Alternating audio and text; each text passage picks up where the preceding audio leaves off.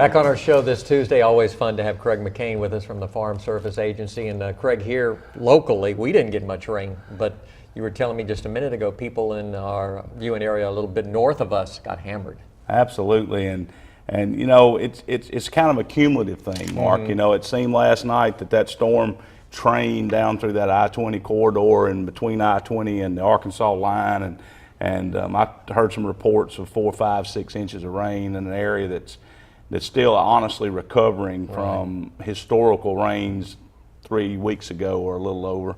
And you know, we weren't affected in central Louisiana in terms of rainfall, but all that water flows south. And so, you know, until we begin to get in a more normal pattern where we don't get these huge rains, and our river and drainage areas get back to a normal thing, we're going to be dealing with some flooding and high water issues. And so it's just part of agriculture, but boy, it's a difficult part at a difficult time when prices are really low. What happens when these farmlands get flooded all the time? Well, you know, it sort of depends, you know, on timing. We talked this morning a little bit about, you know, we're in the corn planting season and we're toward the end of it, but producers are in a difficult situation because if you put down your pre-plant chemical for corn, that doesn't suit some other crops very well. So you're sort of in that committed corn situation, and yet we're reaching the end of that planting period. And so if you plant corn too late, it'll grow and it'll look great, but when it comes June, you get hot days, it doesn't pollinate.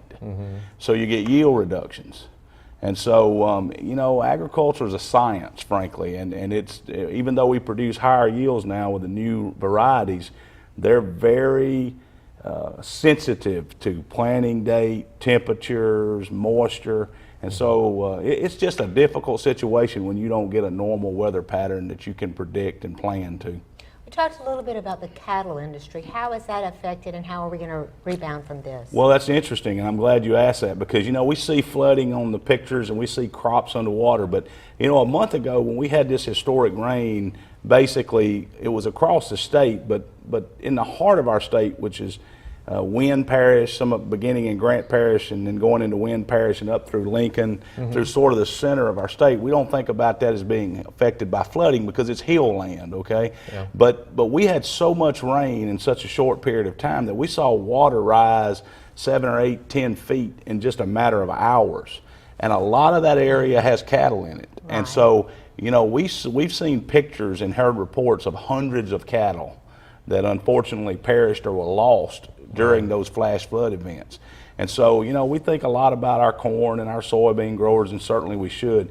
But, you know, unseen and to many of us in the back roads and in these pastures, there were just some people that were devastated as a result of that flash flood. And, you know, it happened, it had extremely high water, and then 3 days later, that flash flood ended, and we were back to normal. But guess what? You know, the cattle were gone. So it's a difficult circumstance in a lot of agriculture now. Now, how about the crawfish season? How's that impacted the crawfish? Well, now, you know, crawfish, they tend to do well in water, okay? So fortunately, the crawfish have not been affected in terms of the whole state. But interesting that you asked, if you go to the Atchafalaya Basin and you look at those crawfish, which is where our industry basically was founded, with the wild-caught crawfish, and then it moved to a more cultivated industry, okay, which we enjoy today, which gives us this ready supply.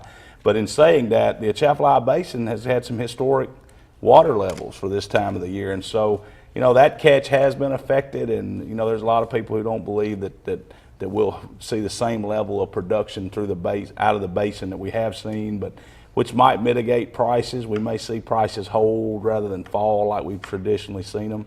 But the industry itself is good, and there should be a readily supply available to consumers. And the prices should be better over the next couple of months, huh? You know, my dad used to tell me when I was growing up, I didn't understand, there's some things in life they never have charged enough for, and hey, crawfish is one of them. So.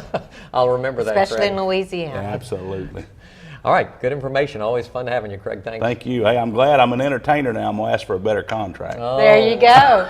Let me work on that before you come on in May, huh? Okay. Thank you so much for coming in today, Craig. Thank you. And more to come. We're going to get an update from CASA when we return.